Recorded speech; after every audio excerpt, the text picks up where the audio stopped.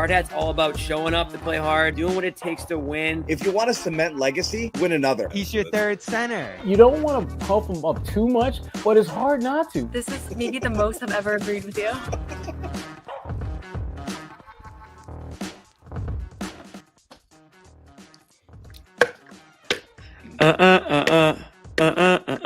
On to the next one. What's up, Sherrod? What's up, In Jimmy? the building. What's going on, Zannis? Sherrod's our Gino. He shows up for the blowouts, John. You know?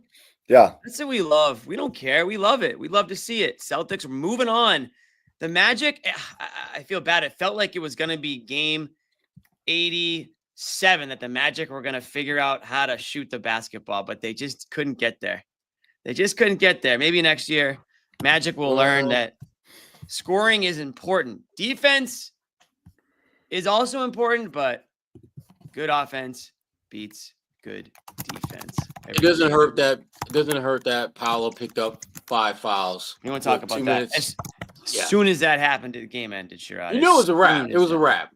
It was a wrap. He's the only guy that can. I mean, shout out Wagner too, but man, Banchero's sweet. That's one thing I took out of this series is that dude's. He's going places. He's going to be a good player. Oh, you like that guy? Yeah, I got a good feeling about him. He might be able to play in this league for a little bit, right, Jimmy? Yeah, I think he's gonna stick around. Jimmy's not afraid to go out on a limb here. Yeah, that's a hot take. Hot take, Jimmy. But man, for as good as he is, maybe the most foolish stretch of basketball I've seen all year, picking up 3 fouls like that within 3 minutes of the second half, and just effectively less than 3 minutes, eliminating your chances there. And they had to get him out of the game after that 4th foul. I mean, that's a coaching miscue too, but. Hey, that's the Magic. They're old news. Celtics are moving on. It's going to be either Detroit or New York. Detroit pulled it off tonight, extended that series, so the Celtics get even a little bit of a longer break maybe. We'll see. But, yeah, first half of this one was a slog. It was Orlando's game. It was Orlando's game, physical, ugly basketball from the Celtics, sleepwalking around, fumbling around with the ball, letting the Magic grab offensive rebounds, put back second chance points. Really, the only reason the Magic were in this game was for second chance opportunities and the fact that they were preventing the Celtics from hitting any of those outside shots.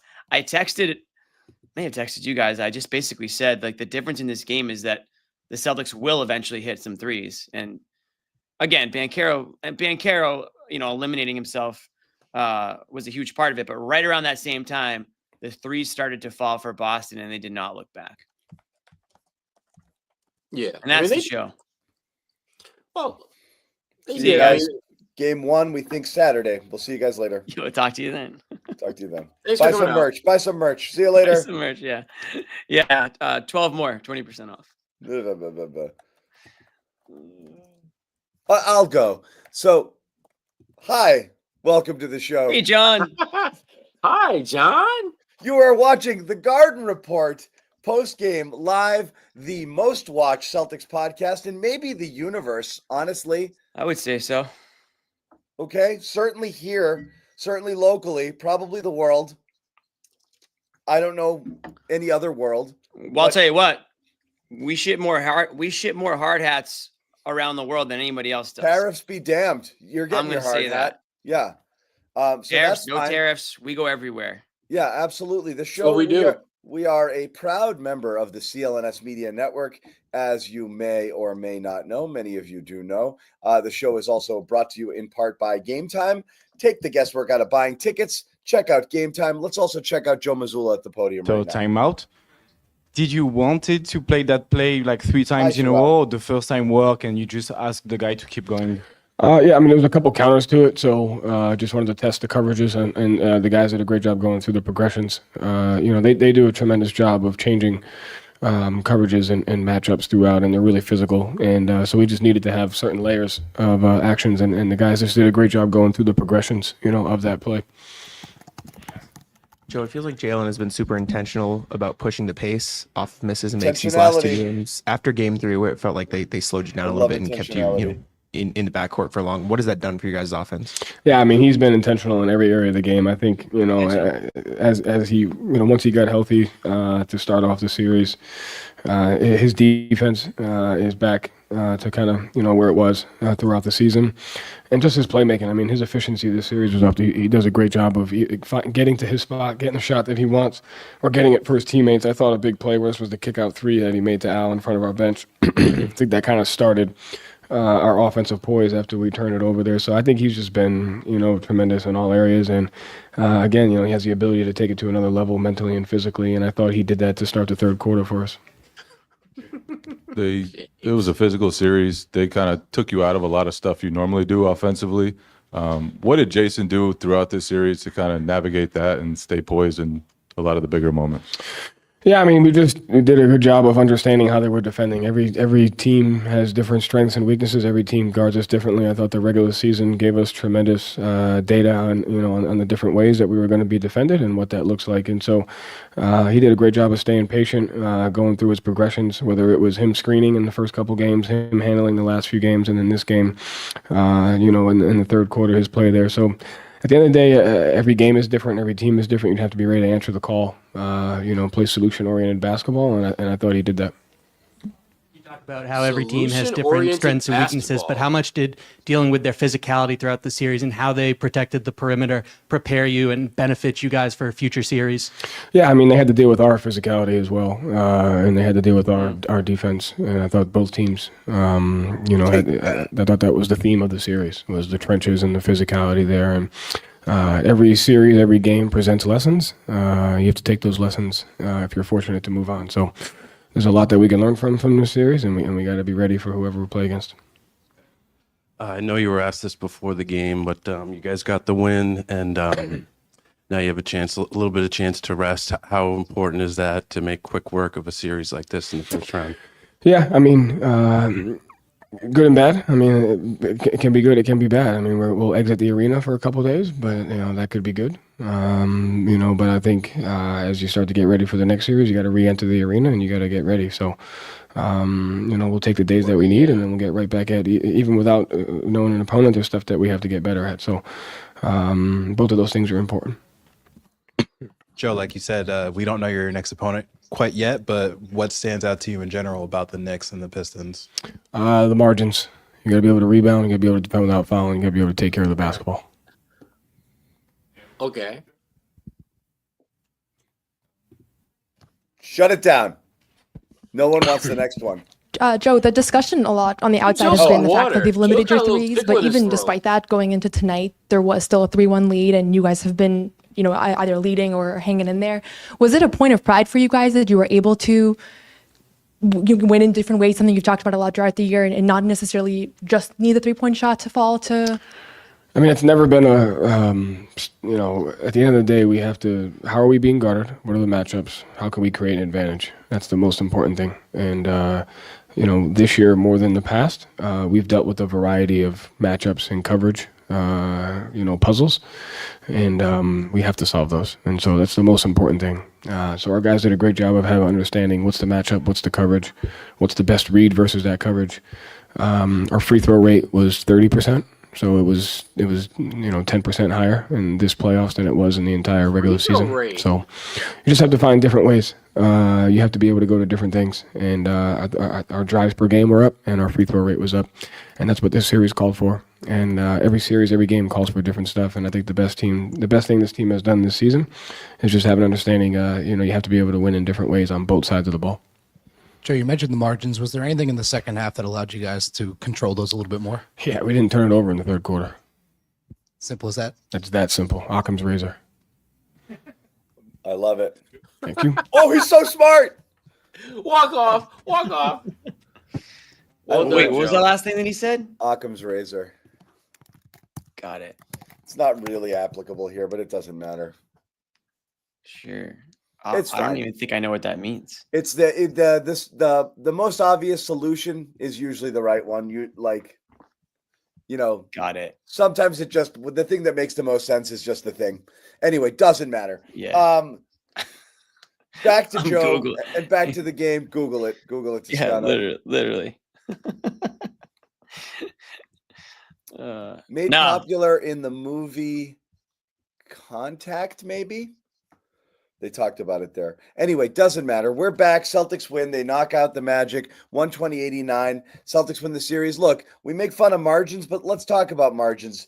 16 of Orlando's first 19 points came off of turnovers or second chance opportunities. So, yeah, margins were bad, okay? Everything was bad.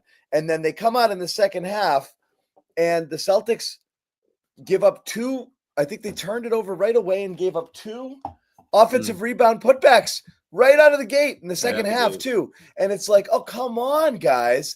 And then everybody knows what happened here. And it's, you don't want to say entirely based off of one guy, because I do think the Celtics also started like playing their best basketball after that. But it was 9:36. Paolo gets back-to-back fouls there at the 10-something mark, about a minute and a half into the third quarter. Then he gets another one at the 9:36 mark for his fifth. First of all, I thought Mosley, hats off to the Magic for the whole series, the way they played tough. The three straight games, the Celtics' lowest three-point output in terms of attempts all season long. They did what they wanted to do. The dam just broke when Paolo went out of the game. Yeah. I don't understand leaving him in with the fourth foul that early. You got to just try and survive that third quarter. When you think it's getting out of hand, lead gets to double digits, bring him back in, and then roll with it there. But if you could survive the rest of that quarter there, you know you're playing with fire. But to leave him in to get him that fifth foul just took the air out of Orlando, I think, entirely. And they closed the third quarter on a 30-9 run following Banchero's fifth foul when he left the game there. And by that point, it was all over but the crying. It was a tie game, and that was it. Bang, bang, bang. And they just took over completely. So it wasn't all Banchero, but Orlando went 0 for 11 from 3 in that quarter. They couldn't get anything going. The Celtics went 5 of 8 from 3. But they started playing. They looked Celtics-y for the first time all series. Like, that's the first time where it's like, here it is. This is what they do. Swing, swing, swing. Get the shot. Move the ball. It just wasn't working before. So I'm going to credit Orlando's offense for completely going in the tank when Banchero went there. But I don't know what got into the Celtics, but they just started playing better. And they did. It was a really interesting game. Tatum was outstanding the whole game long, in total control. Masterclass performance for him. But Brown looked friggin' dreadful in the first quarter, to the point I'm like, get him out of the game. And then second quarter, he eased into it. And then the third quarter and the rest of the game, he looked like a completely different human being. So I don't know, this injury takes him a little while to ramp up or whatever it is. I mean, he was hobbling. He was standing around. When Wagner went by him in the first quarter, I was like, what's going on with this guy? So he turned it on. Finally, you got some good bench contributions. It was just like, oh, that's what they do to teams. That's the Celtics. It's the first time they appeared really all series, I thought. No, they needed a game like this for so many reasons. I mean, we talk all the time about them having this deep squad where they can win lots of different ways, but if we're being honest and real, they really don't. They beat the snot out of you by bombing threes all game long, and this was really the first time where they had to find a way to win without the 3-point weapon. They did not have their binky in this series. They had to find something else to frankly get them over, and I give them a lot of credit. I mean, Orlando did so many things that Orlando wanted to do in this series. They forced the Celtics to play a brand of basketball that Boston did not want to play. And I give the Celtics credit. They showed a level of, frankly, versatility that I knew was there, but we haven't really had a chance to see it. And the point that you made about Jalen, John, I thought the second half was maybe the best half we've seen in this series from Jalen. When he had a dunk. He made a mid-range jump shot off 2 feet, which we have rarely seen in this series. He started doing some of the things that we have grown to expect from him. For me, it gives me the sense that his health may be getting back to where it was pre-missing games at the end of the season. And if that's the case, the timing could not be perfect. Could not be any better when you look at who's around the corner, because Detroit or New York, they're going to challenge him in ways that he just wasn't challenged in this Orlando series. Yeah, what I liked about Jalen tonight in that second half was he was seeking out like contact. He was looking to get guys in the air. draw contact, get to the line. I mean, he's the reason that Banchero picked up that 5th foul. So a lot of great things to love about Jalen's performance in the second half. I liked the dunk, but I liked the move that he made to free himself up for that cut on the knee that you want to see. You want to make sure that he can move that way. That was the thing that really stood out to me. And the dunk, I would say, it's always nice to see him get up for one. It's still, and then still not throwing it down as hard as we've seen, but you got the scream out of him tonight. And just that second half performance in general from Boston. Now, I know Mazzulla wants to talk about turnovers, but the offensive glass was another issue that the Celtics had tonight, and letting Orlando grab so many offensive rebounds that they did. Not necessarily turnovers, but that did create those second chance points there. Now, once the 3 started falling in the second half, they were able to get back on defense and prevent, some of those runs that the Magic could go on. And you just knew that when Banchero left the game, there's just nobody else. There's just that's a wrap. I mean, it was still technically close at that point, but you just knew that Orlando at that point, there was just no way. There was nothing they could do to keep up with Boston, because at some point Boston was going to go on a little bit of run and Orlando just was not going to have the firepower to do anything about it. The fear was just simply that the Celtics, it was weird. It was weird energy. Tatum, who I thought was playing very well offensively in the first half, like I said, Brown didn't look right, and I think that dunk was the first. It was like, wait a second, that was good. And then everything after that, like he got into the flow, but he didn't start out looking great. Porzingis is still battling the same stuff. The physicality was brutal. He just couldn't hit his post ups, couldn't do anything. He barely made a sound tonight. He did, he's unnoticeable. So you're like, oh God, there's no Holiday already, and you don't have your Brown looks like he's in the tank here, and you're getting nothing out of Porzingis. So Tatum thankfully was kind of holding it together a little. He's the only guy doing anything, but also his energy was weird. He wasn't sharp defensively, and he was particularly brutal on the glass. He was responsible for a couple of guys leaking in and getting uncontested rebounds. It resulted in a couple of dumb fouls at the end of the quarter, and then he let somebody kind of walk in early in the third too. So the whole game was weird energy. It just didn't feel Celtics like. It was like, I think they thought like Orlando was going to cave, and they didn't, and they just weren't ready to get after it. I don't know what it was in that first half. And again, the sloppy stuff, live ball turnovers, all of that stuff, they're just giving them buckets. It's an offensively challenged team. If you play defense and take care of the basketball, it almost doesn't matter what you do offensively. That was my joke of the prediction the whole time. It was like, the Celtics will win the series because they'll score 100 points and Orlando will not. That's all you had to do. But really, really weird. And again, credit to Orlando for taking them out of their game there a little bit. But everything just completely clicked over. I always wish Joe would tell us if he said something or did something or they figured it out. But different team. And the turnovers do matter. I mean, they didn't have their first turnover until late in that third quarter or whatever. Maybe it was into the fourth for the whole second half. Yeah. That's game change. Just take care of the ball, move the ball. They had 5 in the first. Guard your yard, put a body on a guy, go into the glass and wrap it up, go home. So much of it was effort though. I mean, Orlando just played harder and to start the game. It just didn't make any kind of sense to me. How could you, with a chance to not only put this team away, but give yourself some rest, because you pretty much knew that Detroit, they were probably going to win Game 5. But it's the way that series is going. It made sense that they get that. So why in the world are you playing with fire? I mean, it was inexplicable the first half why the game was as close as it was, when Orlando really wasn't doing anything special. They were just simply working harder at both ends of the floor. It was as if when the ball goes on the rim, the Celtics were looking around and just ball watching instead of putting a body on a guy. I mean, that the offensive rebounding that Orlando was able to do in the first half was inexcusable. And I think if you're Joe Mazzulla, you like where you're at right now, because your team was able to put these guys away in pretty short fashion. But they made so many boneheaded mental errors that when you go back in the film and you talk about we have to be better, you don't have to stretch.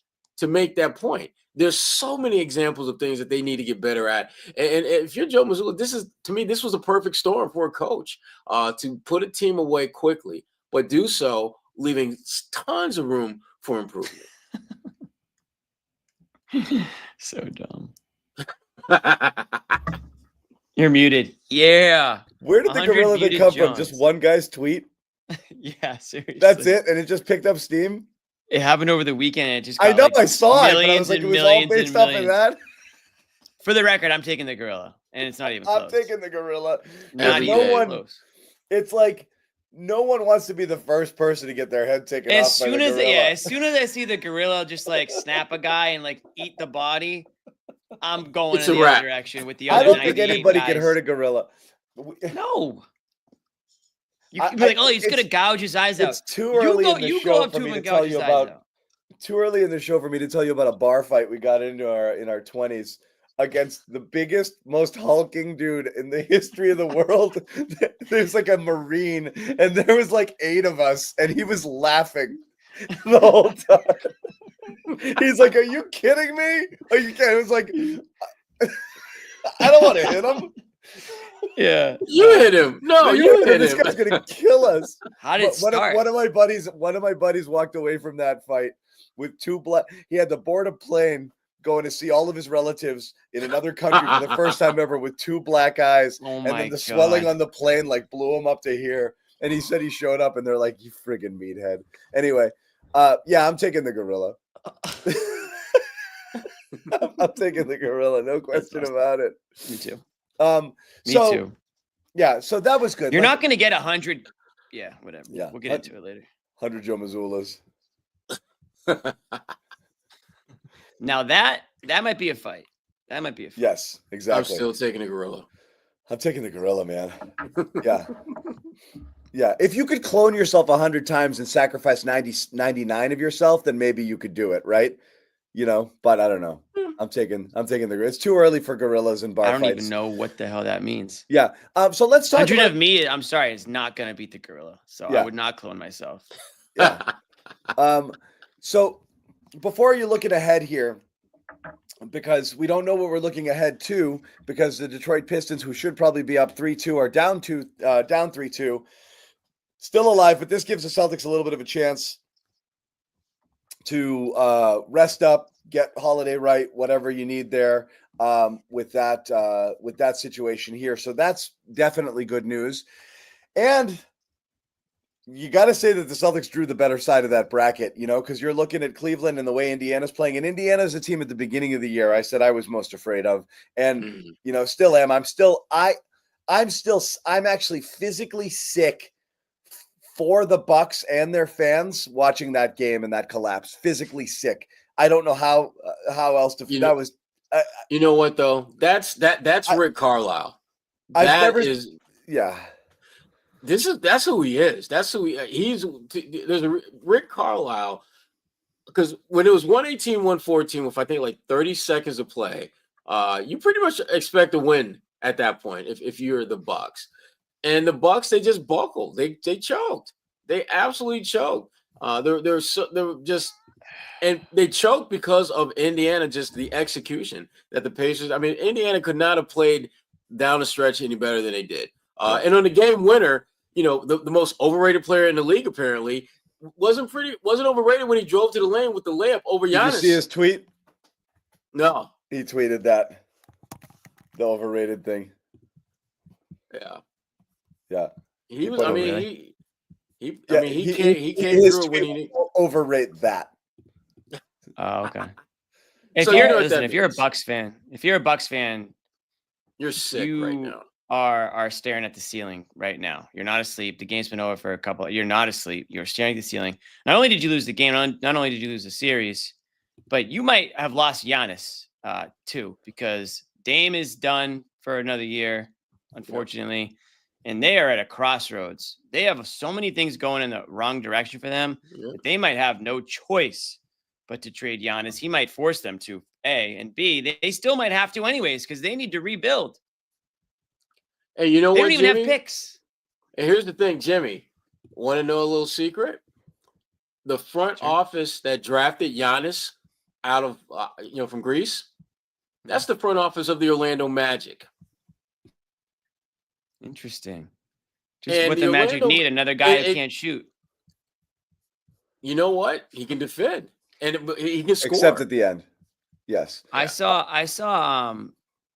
something on Twitter about maybe Bradley Beal being a good match for Orlando. Obviously, he doesn't defend, but he can score. We're in the Bradley Beal portion of this show. It's way too early. It's Orlando. It was Orlando talk first. As far as this game goes, again, one of the good things about the Orlando being done with the Orlando is that you'll never have to face anyone who's going to do what Orlando did to you here. So again, a lot of the things that I think people not if they get to the NBA Finals, John. Not until later. But I think a lot of the concerns people are having with what they saw with the Celtics here, like there's definitely like people like what's wrong with KP. KP was playing really well. And KP has been shooting the ball really well, and but Magic knocked him out of this game, out of his game completely here. That's not going to happen against the Knicks. Sure, the Pistons are a little bit more physical, and that'll be a more of a a slog than the Knicks series would be. But you do think that certain things that the Celtics do are going to free up a little bit here. And, the Knicks have some issues defensively. They're going to have a tougher time matching up with the Celtics. So that's going to bring a lot of things into play that weren't into play here. You definitely want to see Holiday get healthy here. But like what that you saw in this series gives you any pause or concern going forward? I don't have a ton beyond health because I think a lot of the things correct themselves. Like I thought this would be an ugly series, and it was an ugly series, with maybe a blowout mixed in and a loss, and that's kind of what ended up happening. But I thought, Orlando just didn't have the firepower. But anything that happened here, you guys are thinking like, I don't love this. Like I want to keep my eye on this rather. Yeah. The thing about Porzingis, and specifically how he seemed to not be able to make the most of those mismatches when he had a smaller guy on him. I think back to when he was in Dallas. I think back to when he was in Washington, and how Marcus Smart used to give him fits defensively. If you have an undersized but physically strong core guy defending him, he struggles a little bit with that. So if you're against if they're playing the Knicks, you're hoping that the Robinson guy is out there a lot, because that's going to allow him to play more traditional big, where I think he can be effective. And if they're playing Detroit, same thing. Detroit doesn't really have a stretch big, so there's some things that he should be able to do in that series too. But if there's anything that, if I'm Detroit, if I'm New York, that I'm picking up, I might have Josh Hart out there defending Kristaps Porzingis. I just might do that if I'm the Knicks, because again, if you look at the guys that gave Porzingis the most trouble, it was undersized wings. The Knicks are such a different team than Orlando, and they're really a different team than they even were last year, right? After the offseason that they had. I think offensively the Celtics are going to find it much easier. Obviously, they're going to find it much easier to get where they want to get, to go on runs. And ultimately I'm hopeful that will spark the bench a little bit, because that was really one of my big takeaways from this is that, the Celtics, have, an unbelievable starting, 5 or 6 players when all healthy. And all year they've been able to rely on Luke, rely on Pritchard, rely on Hauser. So, and that makes them, 9 deep, pretty strong. But you started to see in this series what happens when a guy is out, like Holiday. You start to see what happens when another 1 or 2 guys are hurt or playing hurt. Pritchard can't get any shots off. Yeah, the physicality, the size kind of limited Pritchard a little bit. Hauser could not get anything going on his own. And Luke Cornett, although he did have a good game tonight, and we'll give it to him, overall for that series, I'm sure he'd be the first guy to tell you that he was not effective in the way that he had hoped to be. So that depth is a little bit of a concern for me. If he did that second half, man. Yeah, he did. He really did. But again, you've got some big bench. You got some, if you don't want to play the plus minus game as the most important staff, Cornett plus 23, Pritchard plus 29, with both with like strong second half performances that were. Yeah, I mean, I think the Magic kind of fell apart here in the second half. I think they saw They did. I think when they watched Banchero go to the bench, I think that kind of just like deflated them, and they kind of all knew what was about to happen, and then the wheels fell off. And so I'm obviously going to give the Celtics credit, and I'm going to give the players out there credit, but I'm not going to get too hung up on the plus minus here, just on a one half of basketball.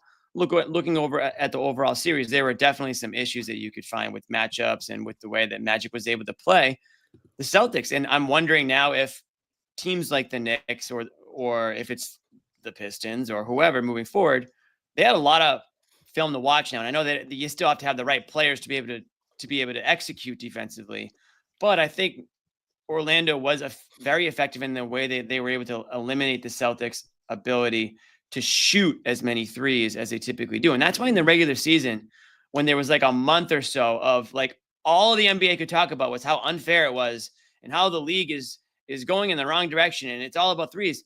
And we went on the show and we said, do something about it. Stop them then. Stop crying about it. They're telling you and showing you exactly what they're going to do every single game. Go out there and stop them from doing it. Well, you got to give the Magic credit. It was the only way they were going to be able to compete in this one because Missoula understands that it's a numbers game and it's all about maximizing your opportunities and shooting as many threes and making as many threes and blah, blah, blah, blah, blah. Orlando took them out of that. And because they did, they were able to compete. I don't think anyone thought Orlando was going to win the series, but I think they did surprise a lot of people in the way that they competed, even though they did lose 4 out of those 5 games. Moving forward, how are the Knicks, how are the Cavs going to take what the Magic were able to do and do that to an extent? But also those teams can score. They don't need to be as effective defensively as the Magic were because they won't be as god-awful offensively as the Magic were. So that's one of the concerns I think I do have moving forward out of this series. And the other thing is, real quick, is that the Celtics couldn't really instill their will. They couldn't play their game. They couldn't dominate the way the Cavs did and the way like the Thunder have and the way that some of these other top teams have. So that's really what the one thing. I wouldn't say, like I said, it's the Magic. It's the best defense in the conference. And you knew it would. That's what they do. It would be this way. One thing I wanted to, not a concern, but to say, it's really amazing. You know, the Celtics played that game without Jason Tatum, and there was concern like, oh God, is this going to linger? Tatum's gone for 36, 37, and 35 in the 3 games with his injured wrist. He didn't miss a free throw. And he took a shit ton of them, like 30-something free throws in those games too, which is banana. Double-digit free throws in each game, and he made them all. But I will say this, and just piggybacking off of something Joe said earlier. Tatum, I think the quote was patience. Great job staying patient, going through his progressions. End of the day, every game's different, every team's different, yada, yada. Tatum showed remarkable patience in this game because it was frustrating. Yeah, well, I mean, look, just look at tonight. 35 points on 16 shots. Give me a break, okay? That's never ridiculous. see that. Banana land, okay? He tried to force the issue a little bit more. 25, 22 shots in the other games. And you know, jacking threes, 10 threes and 10 threes each of the last 2 games. So even though Orlando was taking it away, he was forcing the issue. He didn't do it at all tonight. And like, it was just that slow burn in the first half. He's playing well. He didn't blow the doors off it. He didn't go nuclear. He just kind of waited it out. But he was so in control and patient with his approach here. You know, because again, we're talking about, what was it, a game or 2 ago where he had, you know, the 2 games ago, he has the 7 turnovers. Last 2 games, he's got the ball and his ball in the hands the whole time. Yeah. Two turnovers each game there.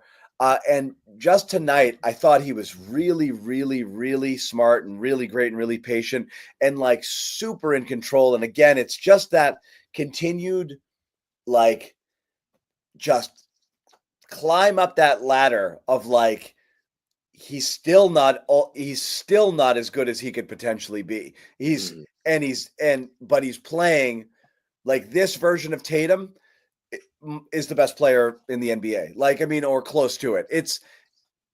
that's kind of game changing, because it's like if you're going to be a little bit reduced with Brown being at an 80-90% sort of thing, or you have matchups where your bench gets taken out of it a little bit, it falls on the Stars' shoulders to be stars. And Tatum was capital S star the last 2 games, like capital S, no question. Plus 34 about it. is second highest of the year for him. He was incredible. He was everything. Like, this is my dream Tatum, right? That, like, I mean, the points were a ton because he got to the free throw line a ton, but the 16-shot Tatum who only takes 5 or 6 threes, mwah, give me that guy. You know, like, that's what I want all the time. I freaking love that. Take the threes in rhythm. Sure, throw in a heat chick every once in a while if you really, really want to, but just control the pace, control the ball, you know.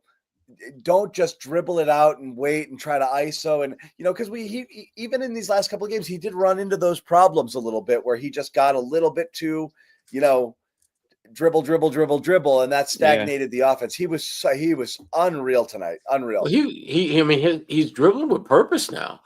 Before you just went like, what the hell are you doing? And now it's like, oh, he's actually probing the defense, looking for guys, you know, to get open. And he had a couple of really sick dimes that he was able to drop, the kind of plays that we all know that 2-3 years ago, there's no way he would even thought about making that pass. He would have taken a contested shot or kept dribbling. So we're seeing this before our very eyes. Tatum continue to evolve into being not just, you know, a really good player in the NBA, but he's trending more and more towards being one of the best to do this.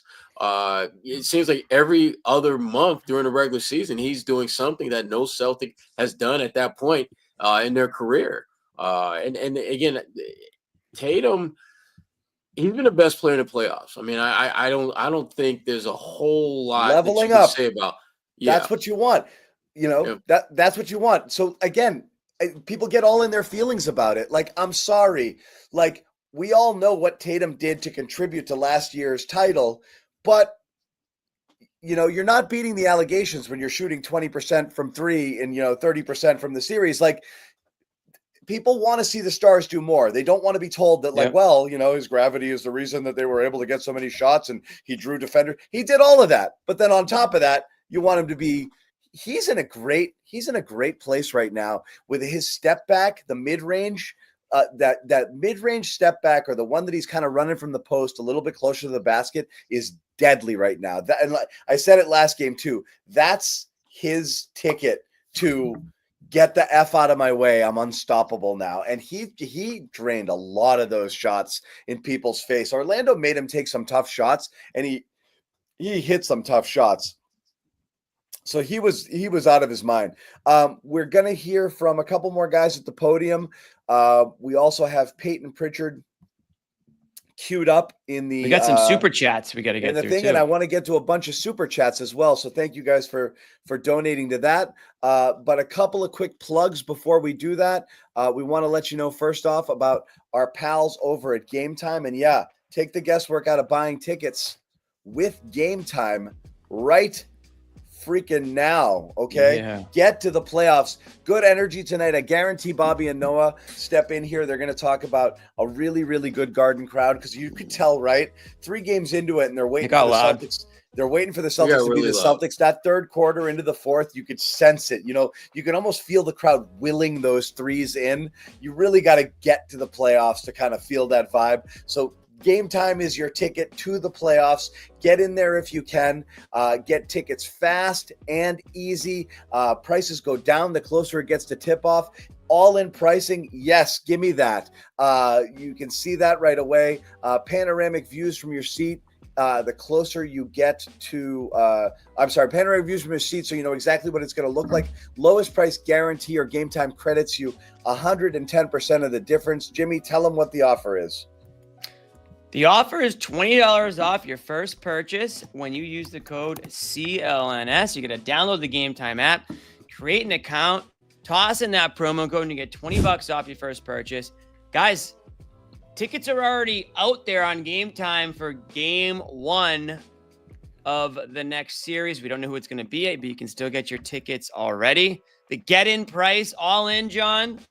Any guesses right now with the get-in prices on Game Time for Game 1? I'll pull it up later. Round? We'll take a look. But yeah, I have it. I just didn't. Oh, you do? Well, I wanted to set one more thing. This is important. Game Time wants us to let you know last minute deals save up to 60% off buying last minute deals. Oh, wow. On sports, concerts, comedy theaters. You can really, I'm not saying wait it out, but you can get some ridiculous last minute deals. What do you have, Jimmy? $318 right now. So it's not going to be cheap, but it's going to be it's still going to be worth it. If you want to watch a little piece of history, a lot of people think this Celtics team could go back to back. And I'll tell you one thing, the games aren't going to get any cheaper. So if you want to get your eyes on this team, this might be your best opportunity to do that. Game Time's the place to be. And if you want to wait it out, you can pull it Toscano. You can go to one of the bars around the game. You might miss the national anthem. That's okay. You get in there right around the time where things start to get interesting in the first quarter, and you look back. Well, I'm looking at it, Jimmy. I'm looking at it right now. I'm seeing better stuff than you're seeing. What do you mean? Let's see right now. TBD I said 3-8 game 1. I'm seeing 243, my man. Ooh. Oh wow. So not bad. You could check that out. That's really good. 243. I guess maybe it's a little bit the different Toscano on the tax, desktop the right now. Toscano tariff probably knocked it up a little bit for you. So I don't see that number there. That's unbelievable. Don't worry about it, buddy. Don't worry about it. Whatever. Either also, way. Jimmy, tell them a little bit about the merch real quick before we move on to the rest of our show. Here we go. John's got me in the 20-second clock. Here we go. Okay. Use the code 12 more. Everybody knows why. 12 more wins. Every time the Celtics win, we put a promo code up to get 20% off everything in the merch store. That's t-shirts, sweatshirts, beanies, string bags, hard hats are going. We got the hard hats, guys. Get them in. You want to have your hard hats for the second round here. But please use the promo code 12 more to get your discount. A lot of good stuff in there. Sleep masks are coming. Sleep masks are coming this week, I'm told. We're going to have sleep masks before the next round starts. Keep your eyes peeled for the sleep masks. 12 more. And wear that stuff. If you wear that stuff to a game, anything you get from our merch store, take a picture and send it to us, please. We want to be able to show everybody what we got. I'll sign your hard hats. No, I won't do that. I don't want to ruin your hard hat. No, don't ruin the hard hat. No. I signed an autograph one time, Jimmy. It was really embarrassing. Oh my God. I watched Sherrod do that once. Somebody in spring training asked me to autograph a baseball. I was like, dude, you don't want me to do that. I was like, please don't. What did they think you were, Bartolo Colon? They just saw a guy on the other side of the. It was back in the old days when it was like really when spring training was when the Sox were huge. Yeah, everyone was a celebrity, even the media guys. It was before they moved into. JetBlue. It was City of Palms, and they had the practice facility in the really shitty part of town. Yeah. And just anybody on the other side of the rope was royalty because it was like everybody wanted to get at the Red Sox. It was packed all the time. So I'm just hanging there like sticking mics in players' faces, and they're like, "This guy's got to be somebody." And I was like, "Oh, dude, no."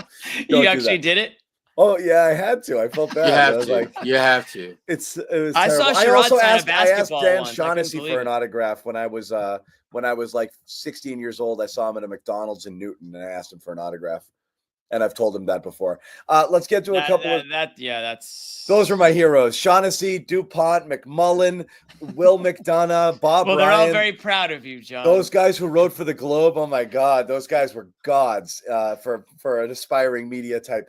Let's get to some super chats. Tatum already top 5. Step back is here to stay. Curtains for the league. Was just talking about that earlier, John. Thank you for the super chat. Agree 100%. Game tied at 53, Bancaro. Pissed off Tony Brothers. This is X3, who's been contributing a lot lately. Thank you, buddy. Thank you, X3. And it was a terrible mistake. Fifth foul. Yeah, you're right. And credit to Jalen. He went at him hard. He picked up both those fouls, 4th and 5th, which got him to bite. Huge.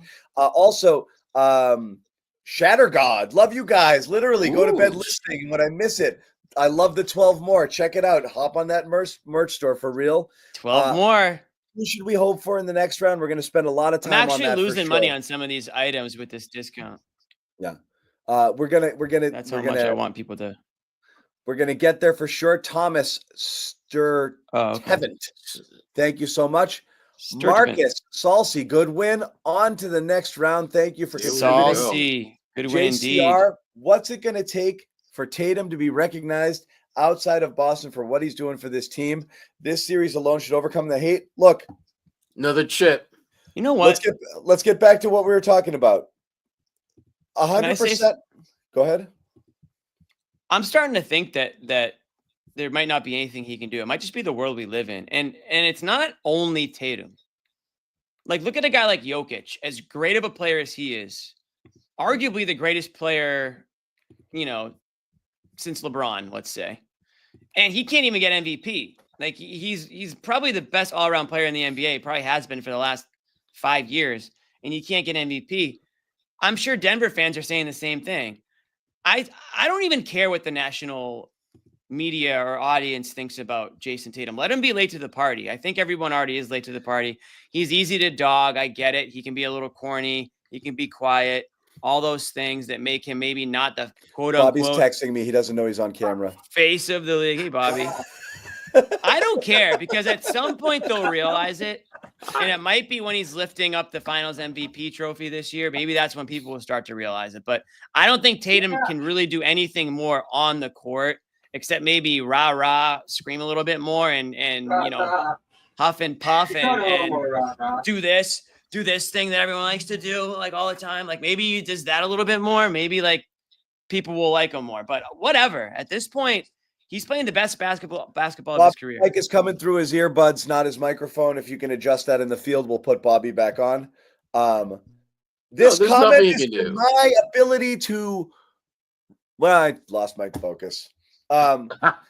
Read the comments. Top tier. Thank you. We're trying to get through it because we don't want to leave you guys hanging there. But James, thank you, is another longtime viewer here. Appreciate it. Yeah, that this is the magic of ADD, right? Or ADHD. A lot of balls in the air. You can walk. You can walk and chew gum sometimes. It works for you. Guys, give me a thumbs up when Bobby's okay, and we'll get back to it. Sounding like, yeah. Can you hear me? Who? You? Yeah. Okay, you can. Yeah, you're terrific. The Tatum thing, Jimmy, I've said this before. I think so much of it is not based on actual basketball. It's superficial. Yeah. I was talking to my students. I went to, we're doing final projects, final papers, and they're writing different columns and this and that. And one of the guys was writing a piece about Tatum being underappreciated. And another student was in there listening to me give him some kind of critiques. We'll get to Jaylen Brown after it, but he's a Warriors fan. I asked him, what do you think about Tatum? He's like, he's good. He's pretty good. I was like, pretty good? I was like, where would you rank him? He's like, top 15. Outside top 15. Physical and also push the pace. Did something change tonight at the half where you kind of realized you wanted to change your approach and kind of set that ripple effect to the rest of the team? Just being aggressive. I thought in the first half, having a tough go. It took me a minute to kind of get warmed up a little bit, but in the second half, I felt a little bit better to start the third quarter. But definitely something I got to, be better at, just starting the games. And that's usually what I do. I'm usually the one to throw the first punch, but, my body didn't feel great until like the second half. Jaylen, you guys talk a lot about how you need to win games differently throughout the course of a season. But this was 5 games, an entire series of having to play differently than you're used to. What was that like, trying to maintain that for five games? And what was the process of sticking with a different kind of play when you probably were looking or hopefully trying to find something different? Yeah, Orlando did a good job of trying to make us play a different style of ball. And I think we had adjusted to that well. I think going into the playoffs, everybody was concerned with our three-point shooting. They wanted to take away our three-point shooting, or do we shoot too many threes? Can we win games? And I think we didn't shoot a lot of threes in this whole entire series, and we had to still, win games in the trenches. So I think it was a great challenge for us, and I think that it's a great step for us moving forward, and a series that we can learn from. And you probably don't look at it as sending a message or anything like that, but as you progress, there are still a few more series that you hope to have. Teams are looking for a blueprint a way to beat you guys. You guys won this series 4-1 playing this way. Do you think that does send a message to other teams that you can try taking away our 3-pointers, but we do know how to win? You could say that. For us, I just look at every experience as an opportunity to learn. So that was a great learning experience for us to go through a full playoff series, having to be physical, having to get in the trenches, rebound, flagrant fouls, play through it, physicality, play through it, and still find ways to win. I mean, that's what, one of the challenges, people would have said before the season, take away their 3-point shooting, playing physical. And I think we responded well to that this series. So that's something that, we'll continue to build on, but that's great to have that in our back pocket and take that going forward in the playoffs. Jalen over here, you mentioned it took about a half to get your body right. Was that the knee? Yeah, a little bit of everything, but for sure, definitely something that continuing to just trust the medical staff and everything, just taking it one day at a time. But I felt a lot better in the second half for sure. To that point, how important will the rest of this week be before the round 2 begins? Oh, it's great. I'm not sure when's the earliest that we'll play next week. Anybody know? We don't know Sunday, yet. Monday, but whatever it is, I'm gonna take advantage of that and be ready to go for whoever's next. Jalen, just kind of following up, John. Just basically, how good did it feel to get one series in the books? It's hard to win in the NBA. To get out of here 4-1 and do your jobs tonight. Yeah, I mean, absolutely. It's we don't take it for granted. I've been able to play in a lot of basketball in the playoffs, and each win, each time we advance, you don't take it for granted. So I'm grateful to be able to move forward, to get to play in the second round. We did a great job from a coaching staff, organization, everybody, for us to advance. So I'm looking forward to what's next. Jalen, does it say good things about the mindset that you guys played with when Banchero picked up that foul and you hit the free throw afterward to go ahead? You guys kind of seized that moment and never let them really get back into it at that point? Yeah, I mean, he's the life source for their team, and he's a phenomenal young player. Like he can do it all. He's so talented and skilled, and he's been leading them, throughout the year. He had a little bit of an injury to start the year, but he was on pace to having a really good season, and then I think he had a really good series versus us. So I think the future's bright for him. But once we saw him get in foul trouble and then hang his head, we were ready to go. So we just took advantage of that from there. Jalen, kind of scoping out a little bit, you tied Tommy Heinsohn tonight by winning your 17th playoff series as a Boston Celtic. I'm curious, the Celtic City doc is going on. And they had all the booing with the draft stuff. You've come so far. I'm curious what your reaction is. 17 playoff series won now. I don't take none of it for granted. This is my 9th season and, my 9th or 8th playoff run. So I don't take any of it for granted, to be able to be in the midst of some of the most winningest players in this franchise with a lot of upside still in front of me. I'm very grateful. So I'm excited to move on to the next round. I'm excited to keep adding to that legacy. Here in Boston, it's about winning. It's not about just getting out of the first round. So I'm looking forward to advancing. It's the playoffs, and yeah, this is what it's all about. Jalen, you've talked about the role that pushing the pace plays and how you define Celtics basketball. How much did you feel like it was on you to set the tone in that regard and continue to carry that out consistently, especially with the way that they were defending you guys? Yeah, I mean, it was important. They wanted to slow us down, and they wanted to force us in like one-on-one matchups. So we had to make plays. I think that's what it just came down to. They were just daring me and JT to like beat us one-on-one, and JT accepted it, and I accepted it. We just made plays, just being efficient. You know what I mean? Getting to our spots, et cetera. So, our pace definitely helps with that because it's harder to guard when you have pace. But even if the game slows down, I think we still had the capacity to make plays. So I think it was just a good overall learning experience from this series. We take some of this into the next. Jalen, there was a moment in the fourth quarter where you looked over to the bench. Were they saying anything, or was that just heat of the moment, competitiveness that was? Nah, it's just competitive basketball, playoff basketball. No, shout out to Orlando. They did a good job competing. They're a good young team. Nothing negative to say whatsoever. It is what it is. One team had to move on to the next round. And fortunately, it was us. But much respect to those guys over there. Cut it. Let's done. We're out. The chat shines when Tatum's at the podium. I mean when Jalen's at the podium. Really good stuff. Bobby, I know you want to get back into the locker room, so we'll just turn it over to you and you can talk about literally anything. Yeah, crazy game. And I'm sure you guys hit the big topic there, the power stuff.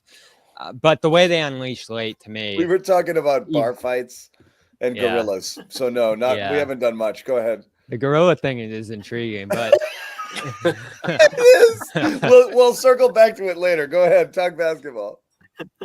Yeah, amazing how the game just opened up. Everything that was held down all series to the maximum completely broke out. Pritchard gets going, Hauser gets going, Cornette's rolling to the rim again. All that stuff starts happening just because Paolo goes out. It's a 20-point swing after that, and then it's 30-point Gino time in the fourth. I mean, we were going back to Orlando, John, in that first half. It was done. And then that happened Bobby, to start the third. You It's were pretty going crazy. back to Orlando. No one else was. You got to let this one go.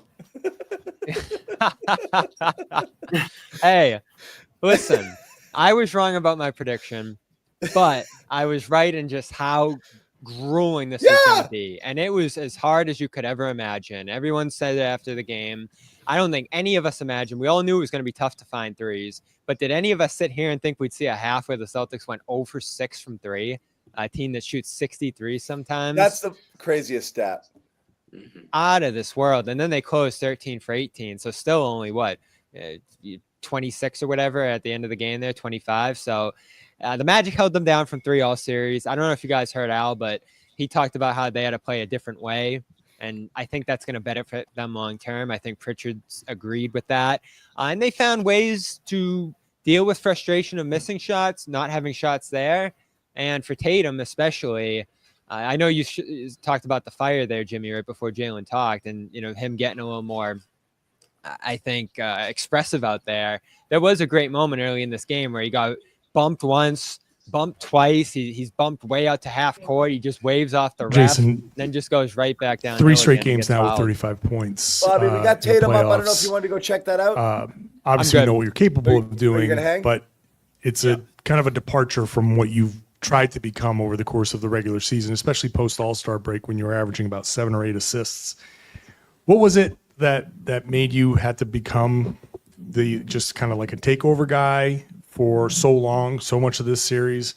What were they trying to do? What were they doing that made you have to do what you did? I said it earlier. We're very talented. We can win in a bunch of different ways. They kind of, went to the extreme, right?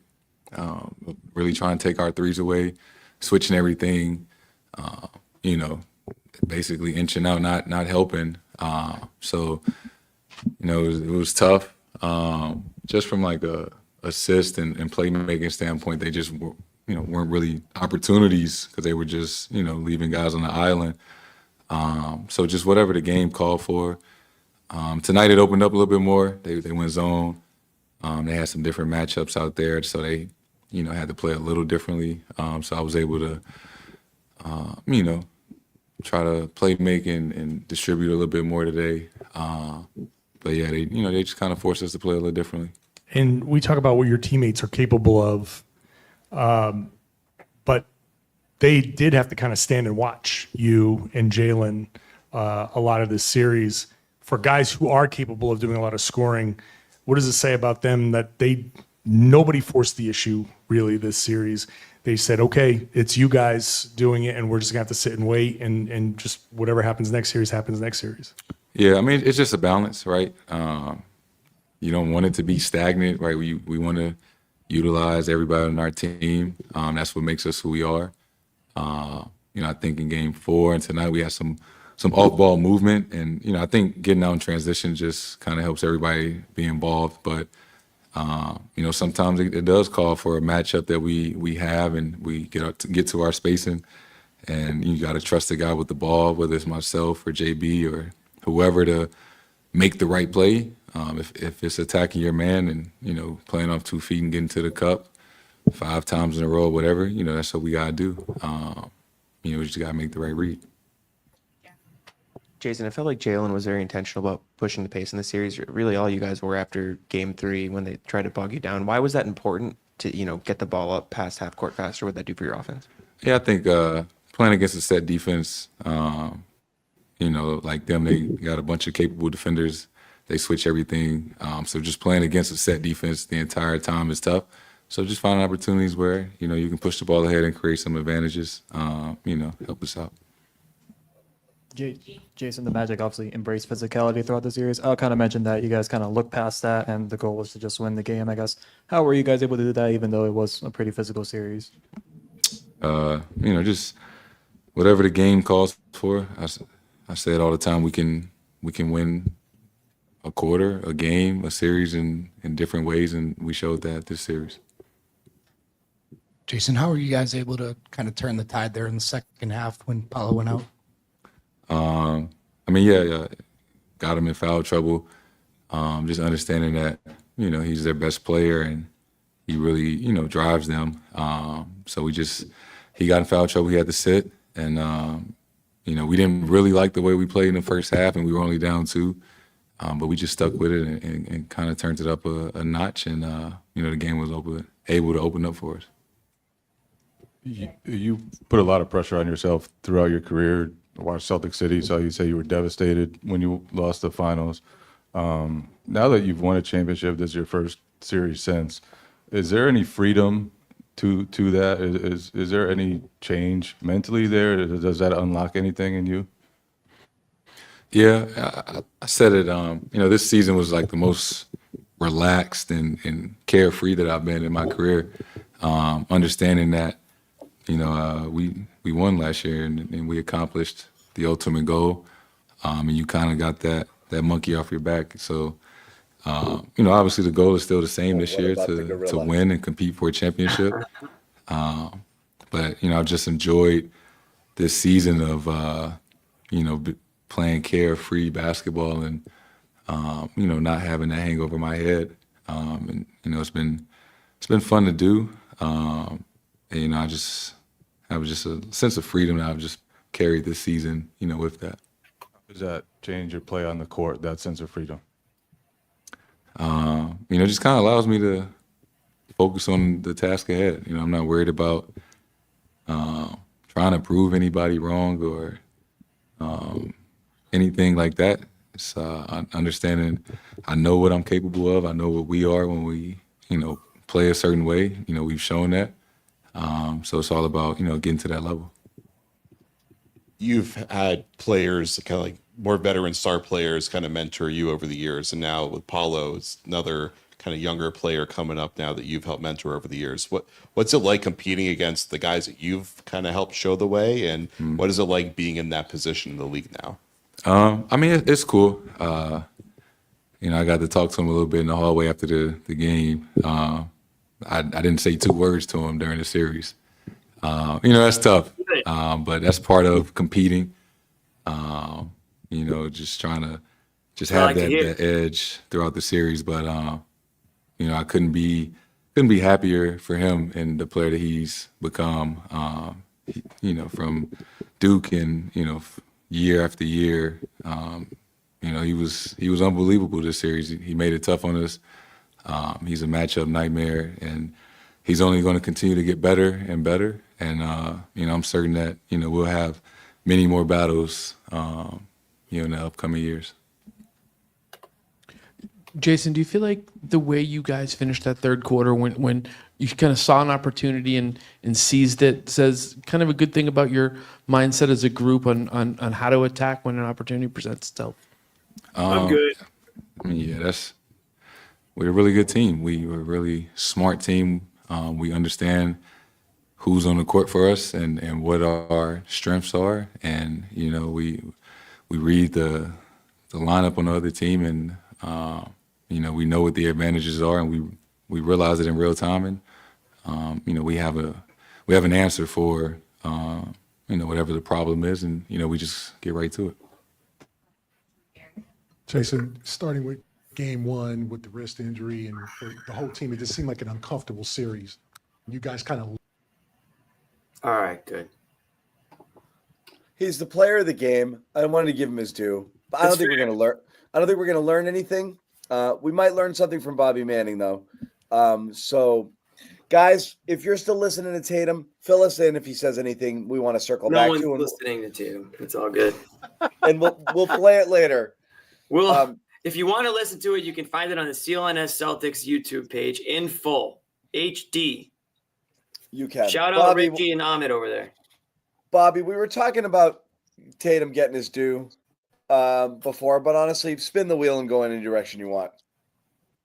Yeah, I was just saying right before he went there that there were some fiery moments for him in this series. There were moments where the three disappeared for him and he took it to the hole and finished through contact, got to the free throw line 11 times each in each of these last 3 games, 12.3 attempts per game, and he hit all of them. I think he hit every single free throw over the last 3 games here. So ridiculous stuff. I know you mentioned the 36 points a game, John. Out of this world, coming back from the wrist. Looked like he aggravated it last game as well and still powering through it. You see him flexing, you see him uncomfortable, and he's still effective. Definitely an all-time series for him when you stack it up. I thought last game was one of his 10 greatest games we've ever seen, considering the circumstances. Tonight, important too. No one scored double figures in that first half other than him. And they would have been down by, you know, at least 8 to 10 if he wasn't able to be as effective as he was there. So he set a tone early. Credit to Jalen for turning it around and inflicting the fouls. I know you guys mentioned that. On Paolo to start the third quarter. And those two were just mostly rolling as a tandem, given that the Magic were going to play them straight up, take everybody else away, and dare them to beat them. And there were ups and downs, especially for Jalen in this series, but those two guys had to beat the Magic defenders again and again and again. And Tatum especially did that as the series progressed, especially. Facts, my dog. No, don't do that to him. 37 for 37, Bobby, for free throws there. The thing that just blows my mind, and we threw out the stats earlier, the efficiency. You don't see 35 points on 16 field goal attempts ever. And like we were talking about it, the 3-point attempts. And I know that's not optimal. You really do want Tatum we always say in the 7 or 8 range, not the 10 or 11 range there. But just how Mazzulla talked about his patience, assertive when he needed to be, but he didn't force the issue tonight. It's just a beautiful game all around. Brilliant from him. Brilliant. I especially love that stretch closing the half. I think they're down 5 or so at that point, or 7. And he just goes to the rim twice in the final 30 seconds there. He had that bad foul that you mentioned on a text chain, John, giving up the N1 the other way that put them back a little bit. And then he just responded by attacking the rim. A perfectly played 2-for-1 there to close the half. And then he dunks right before the halftime buzzer there. So, again, he held them in it early. He pushed them ahead late. I loved his performance throughout the series, even though there were limitations for other guys in the series too. I love the way Pritchard broke out late here. I loved seeing Cornette finally do something. He did. It was so hard to watch him. Bobby, release the first half. Press publish on that feature you've been holding on to. Loading.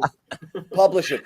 Yeah, we'll see. Next round could be better for him, but he was awful offensively in this series, which was tough to watch. Pritchard scored 3 points over the last 2 games, went in the halftime with 2 in this game. Hauser, we mentioned it. He didn't score till game 4. He got rolling midway through this game and then helped them slam the door in the second half. So that bench especially finally unleashing. They needed something. After just being horrible in Orlando was great to see it end this game. and just find a little bit more movement, getting the Magic a little bit in rotation. I think so much of that had to do with Tatum being in such control of the game that you had to pay him a little bit of extra attention there. And, the ball started moving a little bit better, created some shooting opportunities. Celtics made the most of them. 5 of 8 from 3 in the third quarter. Floodgates open there in the fourth, and they just started knocking down everything. Pritchard, as we said, 10 points, 3 rebounds. Again, not going to say it in this stat line. His defensive contributions were really, really, really big again in this game. He really held up. Here's Pritchard Do you have those Forsberg numbers? Oh yeah, let's hear him. Here's Pritchard in the locker room after. I'll pull those up. Yep. That he went out the last 3 games. I wasn't necessarily trying to have his impact. I was just trying to play hard, and obviously, defensively, Drew is unbelievable. Can pick the ball every time, just make, and then we have stars defensively that you're not going to have the ball at times, but when you do have it, you got to take advantage, hit in key moments, stuff like that. So just being efficient in your moments. Something I want to be known for. I've said that, being a two-way player. I know people in the past want to say that, I've maybe been a liability, but that's something that I'm trying to strive to overcome and be really a great on-ball defender that can just, take people out of the series.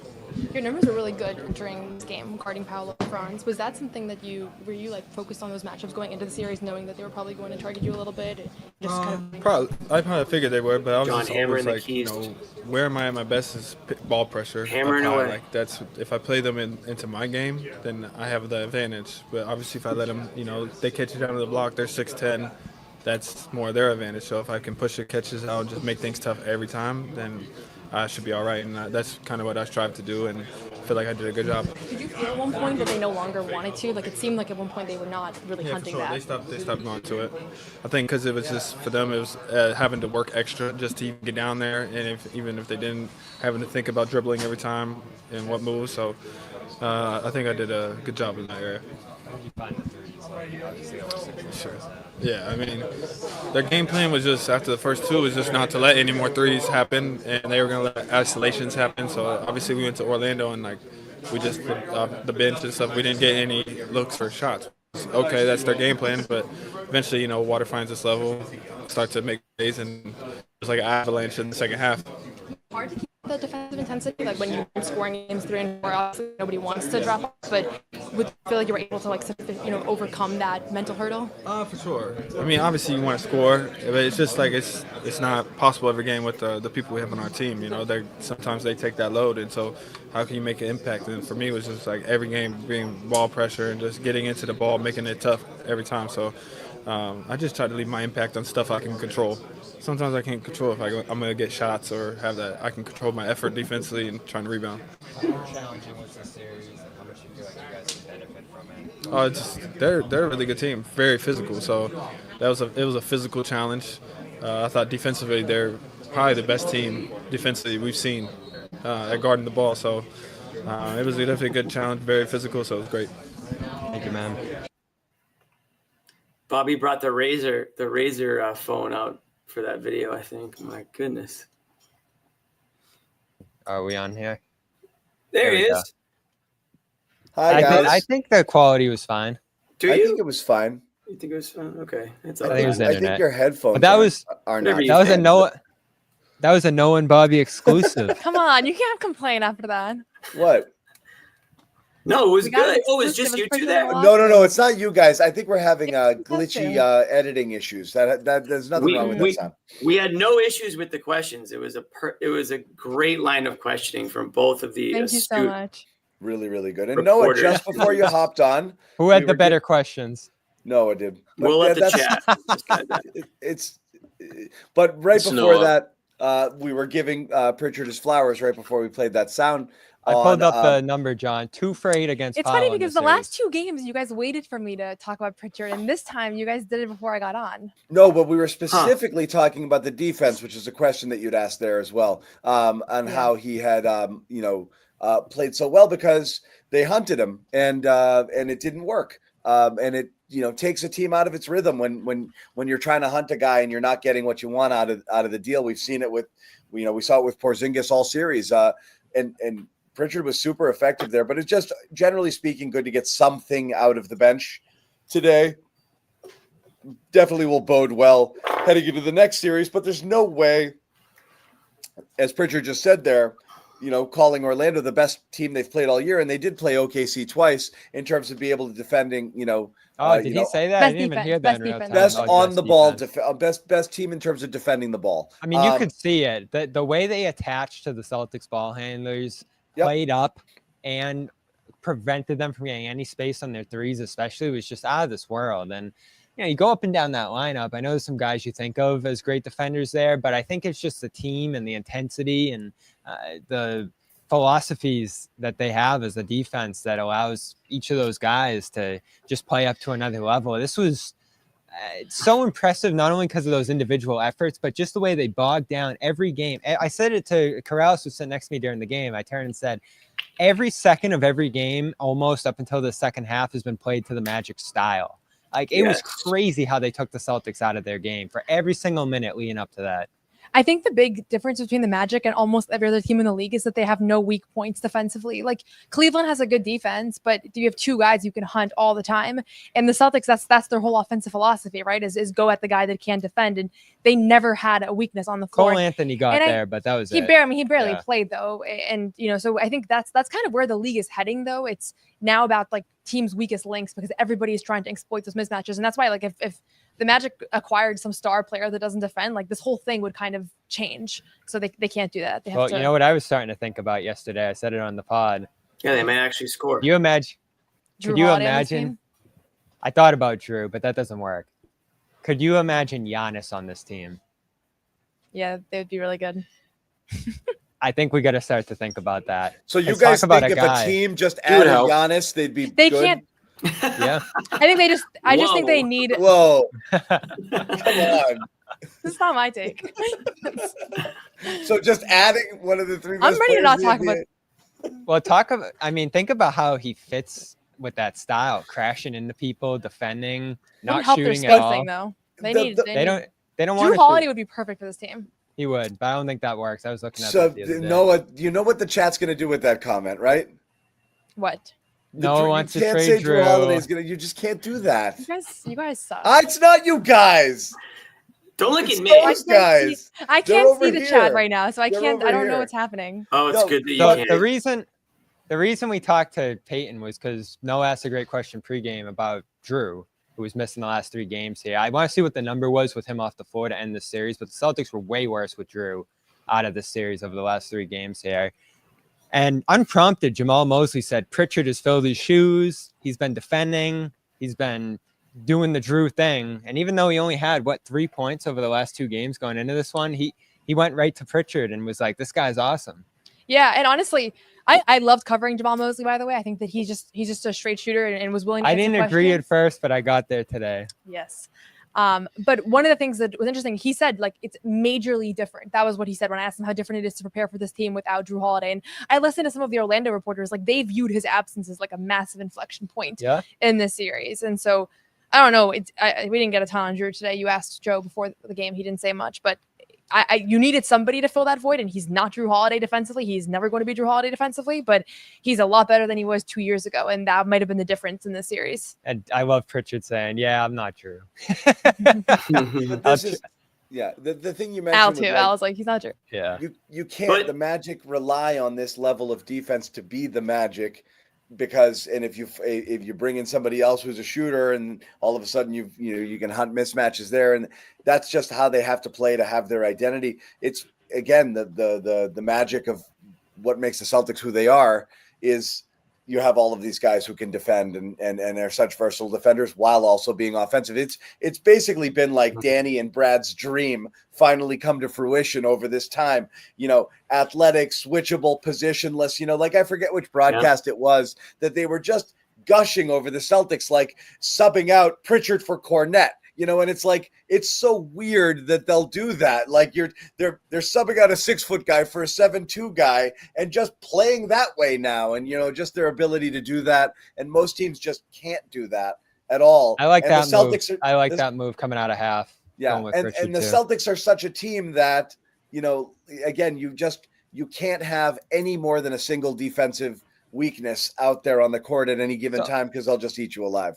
I have a question for you guys coming out of this one, and it's the biggest question I've had in this series. I'll take the gorilla.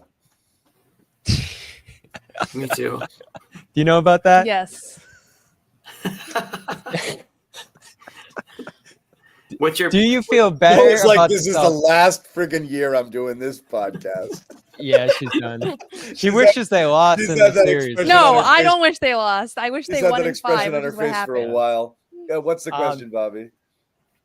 So, do you guys feel better about the Celtics that they went through this, that they persevered through it in 5, that they found a different way to win here? Or do you feel worse that a team can play this style against them and really throw them off their game? I'll start with as ugly as it was to watch, they won one game by 17. They won by 25 tonight. They won another game by 10.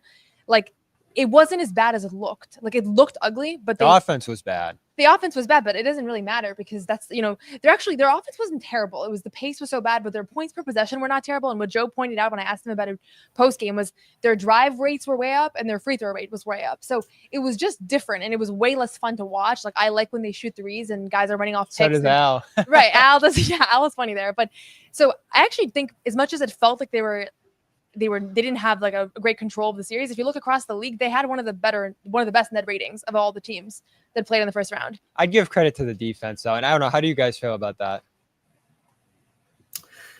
It's a good question because I mean, I was definitely frustrated watching this series for the majority of it. And I was a little bit disappointed that the Celtics couldn't. I mean, at the end of the day, they won in 5 games, so they did take care of business. But when I looked around and I saw what Cleveland was doing to Miami, and I saw what OKC, An abysmal Miami team, though. I know, comparatively. I know for sure, and you got to take all those things into consideration. So I don't think I leave this series. I mean, I picked the Celtics to win in 5, and they won in 5. So I can't really say picked that. 4, I thought.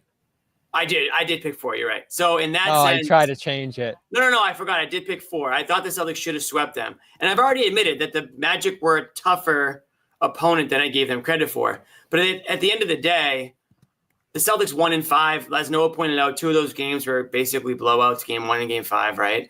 And so I'm not like super I'm not really on either side heavily like concerned or commending them for the way they did. I mean, I do like the way, if I have to talk about players, I really like what I saw out of Tatum, these last couple of games here, and just his ability to sort of take over games. And I think we've all been it's not that he hasn't done that at points before, but I think specifically in the playoffs, a lot of people had been kind of wondering if he was going to be able to take that leap. And I think so far it feels like he has. So that's a positive, a big positive for me. Whether this was good, I mean, again, not to keep going back to it, I did think it was kind of like this, and I agree with Noah's point is like I felt it would feel shitty and ugly and like just not like beautiful. I didn't think the whole series was going to look like the third quarter looked, like I just didn't think the Celtics would be able to do that to the Magic all the way through. I respect the hustle, the fact that they do what they do and they do it well. It's a good defensive team. And we've talked all season long, physical athletic teams throw the Celtics off their game. And that just simply means it makes it harder for them to just go full Celtic and do whatever they want all the time, exploit matchups, get teams in rotation, get open threes. It's just a hard team to do that against. So that would be tougher. I just didn't think they had the firepower there. So again, it's not a bad test, but I think one of the things, the Celtics, they did this a lot down the stretch. They played different lineups. They played different matchups. They tried different combinations, different substitution patterns, and different styles, and they've proven that they can win more than one way. And I know Joe keeps saying, I'm not dependent on threes. I'm not dependent on threes. I mean, in his perfect world, he wants them to get up the threes because he believes in the math. I like how he says that, and the team's like, yeah, we like to shoot 1,000,000 threes. It's almost backwards. In the early days of Joe, he's like, we got to get more threes. And the team's like, we really got to just work on getting it to the basket. Now it's like they get it. They saw the result. So, of course, they want to do it, but they have to you got to play it as it lies sometimes. If they're going to take it away, you got to find other ways to do that. Getting to the free throw line was super important this series. Taking it to the hole, winning the points in the paint battle. I think as Joe talked about a million times, if they don't lose in the margins on some of those things that they could have controlled, which was kind of sloppy turnovers, giving up the offensive rebounds without so much as turning around to see if somebody was nearby. Some of those were totally not caused by the Magic, and some of it was. If they had cleaned that up and played a cleaner overall series, I think it probably would have been a sweep, and we wouldn't have been feeling as like, oh, that was hard. They ran into a good team. They're a good physical defensive team, and I thought they responded well to it.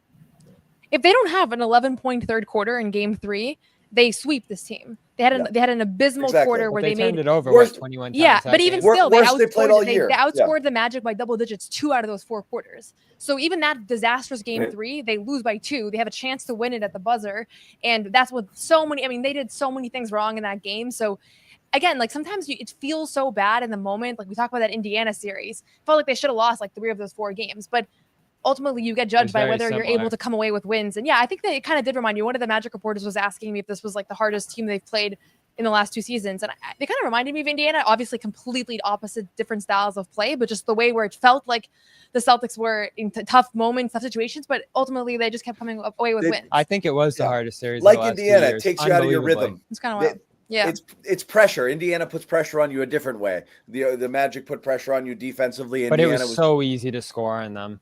What did you?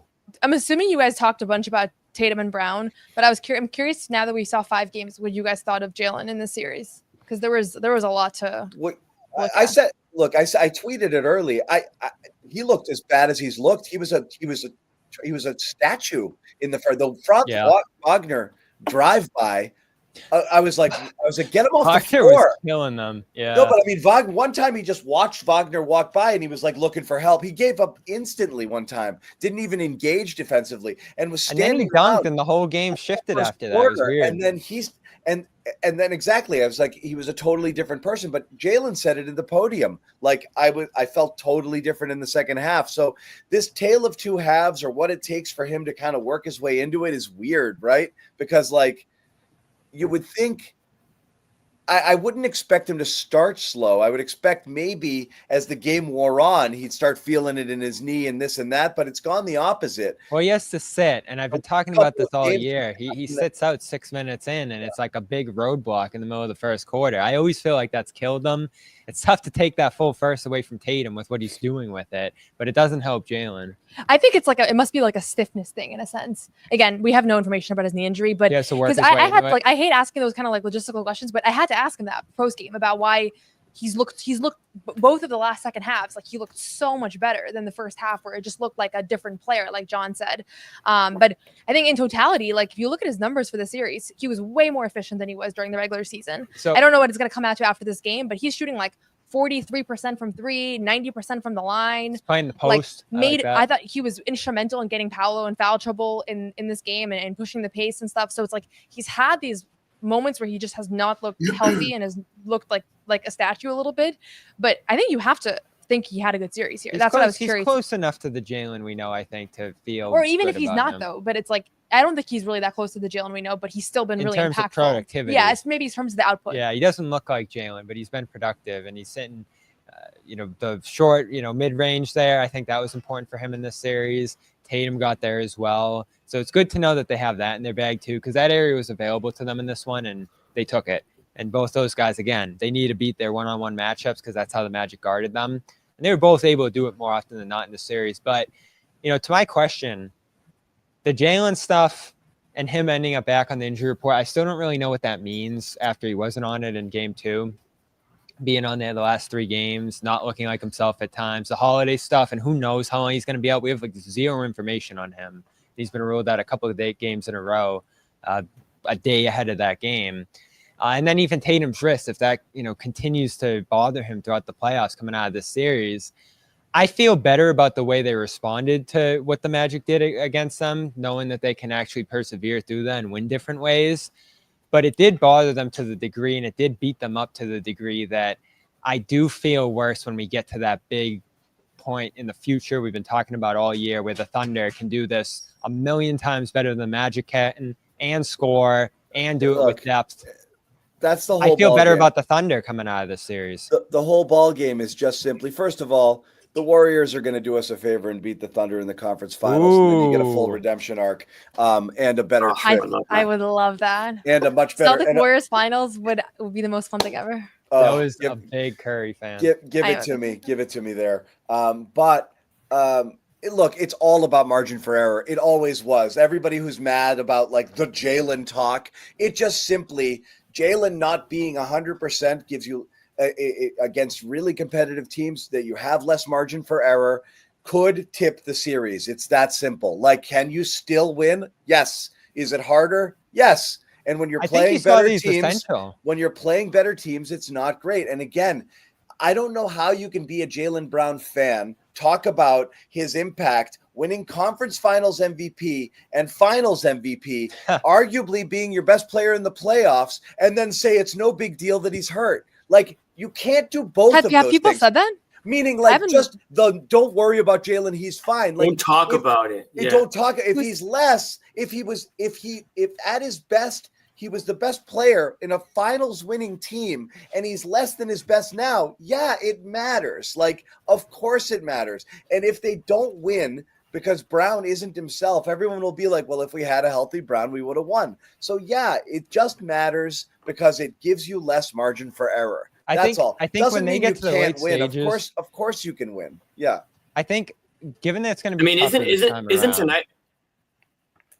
I think when they get to the late stages Sorry. of the playoffs, it's going to come down to Brown and Tatum beating the Cavs, beating the Thunder, whoever's going to be there in the end. And so are those guys in position to do that at that point? That's what it's all going to come down to, I think.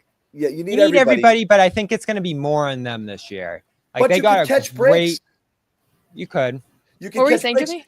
It's matchup specific. You could catch breaks. Someone else could get hurt too, and there's an equalizer. You never know how it's going to play. All things being equal, playing a fully healthy Cleveland or a Thunder team with a less than healthy lineup is harder to win. That's all it is. But yeah, Jimmy, go ahead. Well, no, I thought tonight was a good example of like bad Jalen versus good Jalen. I'm not saying he was the reason they were bad in the first half and good in the second half, but you clearly saw a difference in the type of player he was. And I don't think it was coincidence that the Celtics were a much better team in the second half. I mean, he was the reason that Banchero got taken out of the game. Yeah. His aggressiveness, his willingness to draw What contact. a huge pair of plays. Oh, my God. Yeah, unbelievable. And so, again, when he's playing like that, yeah, I think the Celtics are unbeatable.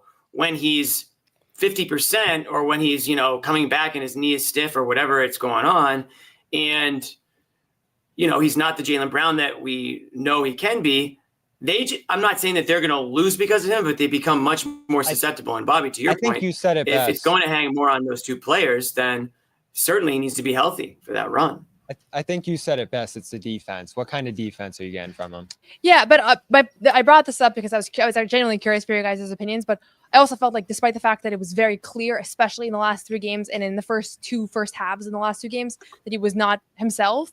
I was impressed by how he was able to still be impactful in the series. Like, overall, he had a very good series. With some bad moments, with some really bad moments, as kind of has been the story of his career and most players. But I haven't really looked online what people have said, and I'm sure people will have lots of opinions over the next few days. But that was my intuition just watching this 5-game series. Like, Tatum was massive in these last 3 games, just out of this world stuff. But Jalen was very reliable when they needed offense, when they needed stops, when they needed different things, with the exception of some stretches where he just didn't look like himself. But that was the whole thing. Is he going to be able to play through clearly not being himself? And I think the answer in this series was yes. Very quickly, moving off the Brown. Well, I mean, kind of Brown adjacent here. He those plays where he draws the fouls on Paolo, obviously, everything flipped since then, even though I don't think it was all because Banchero was out. I think the Celtics kind of woke up in other ways too, but Magic just not being able to go punch for punch or even come close to staying competitive without Banchero in the lineup made it impossible for them to keep it close. They died. But Mosley and I have a lot of respect for the Magic in general and the way that they played, and I thought Mosley was. I think this is the start of a rivalry. But did you think that was a really like boneheaded play, coaching malpractice there, leaving him in after the fourth. You pick up a fourth with 10 plus minutes to go in the fourth quarter. I would say the opposite. The book on that should be you sit him unless you start taking on heavy water. So you could have brought him back with 4 fouls in the middle of that run, but with 5, you were dead. You had to sit and wait it out. So we've had a couple of these debates throughout this series. What did you think of the fourth? And then early in the third, I thought you had to take him out. That's just my opinion. To take him out. With the fifth, you had to take him out. No, the There's fourth. No question about it. Yeah. Yeah. You probably should have taken him out in the fourth, at least for a few minutes. There's a possibility that it happened so fast that he honestly didn't even I don't know. It just I looked up and I was like, since when does he have 5 That fouls? happens sometimes. The bang bang. I think it might have happened where it was like 1, 2, 3, where all of a sudden Jamal Mosley might have realized, oh God, we messed up here, or he just said we literally cannot withstand a stretch with him being off the floor. That's where I was. I don't know, and I think we saw that, and I like him keeping him in with 4 because I thought they were going to die without him. And then when he got 5th with 8, 9 minutes left in the third, you got to take him out there. But they get it to 10 with 2 minutes left, and there's a timeout there with 3 minutes left in the quarter. I'd probably go back to him there, even though there's 15 minutes left in the game and he's probably going to foul out. You said it so well earlier in the playoffs. You screw yourself by taking him out. And they go down 25 or whatever a couple minutes later and they're done. And he comes in at the start of that fourth and he's hitting shots and he's fighting. I'm very liberal, and I think coaches should always leave players out as much as possible when they're in foul trouble. I don't know if you can he is so reliant on Paolo. I don't know if you can risk not having him for a fourth quarter in a game that But they were dead in the they start. were down by 10. They were down by 10 at that point. That you're saying you would put him in with 2 minutes left in that third. I wouldn't say it was the dumbest thing ever, but it's different than the Jalen situation that we talked about, where the Jalen situation, I felt in game 3 with 4 minutes left, and you don't need Jalen 1000%. It's a little bit different. So that was just crazy foul trouble. You never see a guy pick up a 5th foul at the beginning of the third. So it's kind of you have to throw the handbook out and just go with your gut. And there was no way to manage that foul trouble, honestly, because they were going to go at it and they were going to foul him out. That reminds me, though, back to that Jalen conversation.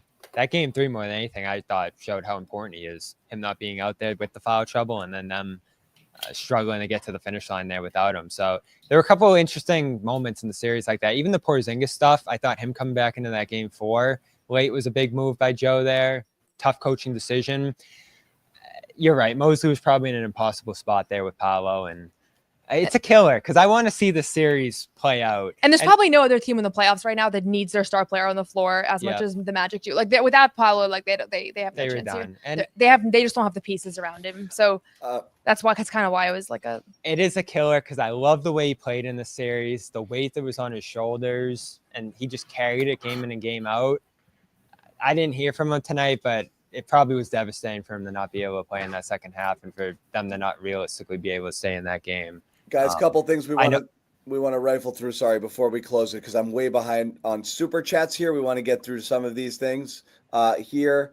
Throwing it out from Jason Tatum. I'm just glad this stupid series is over and no one is dead. My goodness. Yeah. I can't read this one. 200 yen. I Googled it. It's $1.40, but thank you. But I can't read. I can't read it. Sorry. Appreciate it. But we appreciate it. Yeah, what can you say? Nice. Google Translate that maybe? Tommy Heinsohn, I love to hear Tatum didn't talk to Paolo until after the series. Remember when people said Tatum was soft? I prefer that. I don't like the friendly stuff. I like that. He said that in practice going into the series. I do like that a lot. And then we have this one, which is somewhat nebulous. Noah, answer this, please. But there's no question attached. Yes, there is. No, it's the one above it. What's the question? Which one? It's this one. Oh. There's a question above it. There it is. Oh, God, I made him pay twice for it. How do opposing fans think of this team? A power duo, a big 3, a full team? I'm too much of a homer to know how we are seen by others this season. Well, we cover the team, so I don't know that we're technically outside or others, but what do you guys think to this question? Noah, you were asked specifically, so really only your answer matters. Yeah, we're not allowed so to honored. answer, actually. Yeah. I mean, I think it really depends. the Magic fans would probably say they're soft. I feel like last year and into the playoffs and early this year, it was viewed as more of a super team. Yeah. And I think in the last few months, you've started to see more people giving Jason Tatum the credit. And I'm seeing more people saying it in person when I'm on the road and stuff, like he's more of the hub than maybe people realized a year back. So maybe a year ago, I would have said like people just view this as a super team and just like 6 guys that are all stars or whatever. And now I think there's more of an understanding or a belief that he kind of really is what makes it all go. And this series has kind of solidified that a little bit too, just because of how, ball dominant he's had to be and how much of the scoring load he's had. But it really does depend on the fan base. Like I've had so many conversations on the road this year with different fan bases, and I think it's very dependent on their experience. They also won a game without him. Yeah. Shout out Jalen. Bobby, you can answer it too. We'll let you. Outside of the Derek White game, it is feel interesting because you didn't really have big performances from the other guys. Yeah. Why? I didn't get asked. It was just for Noah. Well, and he actually asked the question 20 minutes before he said it's for Noah, so maybe he just wanted to. Yeah. Yeah, I mean, I think it is something. I think it is something between a super team, which is what people looked at it as last year, and now, as Noah said, it being more Tatum centric. But there's also an ability to win without any of these guys that's pretty unique. I mean, you look at any team, including Orlando tonight, losing their star, they're done. And you can win a playoff game without Tatum. You can win countless games without Brown.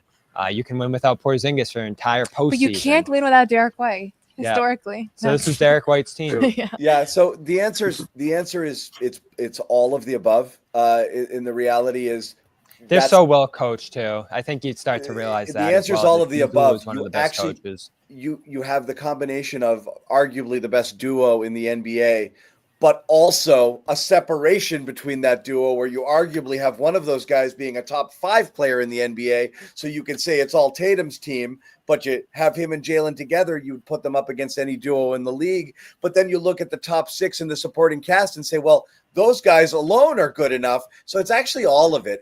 So perception, I don't know that necessarily matters there. It's kind of all of those things. They have everything: an MVP level player, a top duo, and a 3 through 6 that's as good as anywhere else that you're going to find in the league there. So it's pretty much all of it. That's kind of why they won a title and why a lot of people have them as favorites to return to the finals, if not win it, because of, kind of all of the above there. Let's move on quickly, guys, because we've been on for a bit.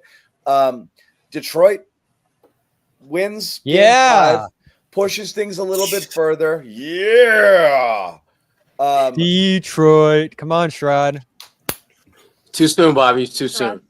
Yeah. No, in fact, for Sherrod, it's too late. Okay.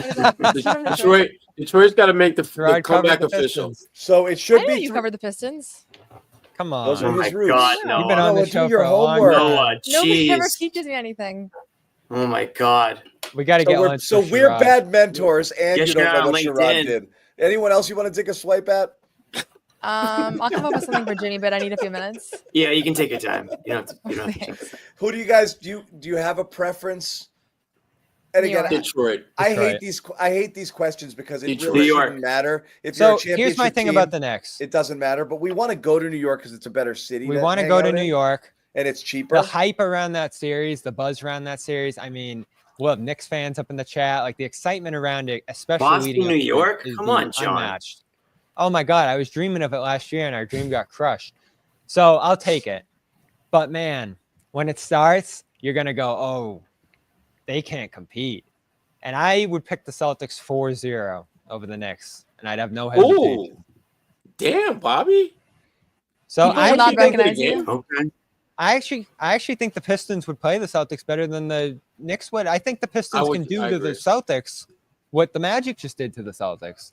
But you want the Pistons? I want the Pistons. Something different, something new. I don't think the Knicks will actually be able to compete.